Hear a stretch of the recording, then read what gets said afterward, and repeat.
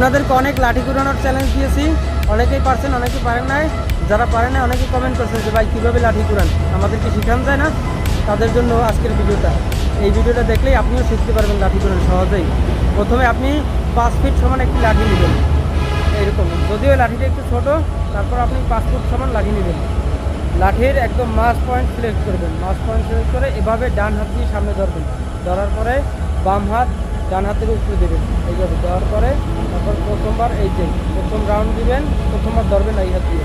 দ্বিতীয় রাউন্ডে এই যে ঘুরিয়ে ধরবেন, পরে আবার সেম এই হাত নিচে যাবে, এই যে তারপরে সেম আবার এই হাত উপরে আসবে।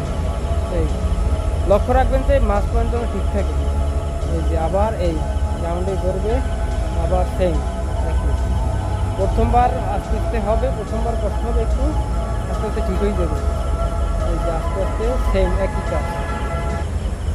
এই যে আস্তে আস্তে স্পিড বাড়ানোর চেষ্টা করবেন, কিছুদিন করলে ঠিক হয়ে যাবে, স্পিড বেড়ে যাবে। প্রথমে স্পিড বাড়বেন, এই যে আস্তে আস্তে স্পিড বাড়াবেন, সেম একই কাজ। এই যে আমি স্পিড বাড়িয়ে দেখাচ্ছি। এই যে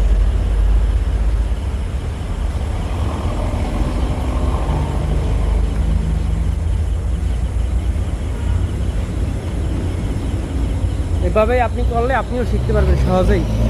ধন্যবাদ।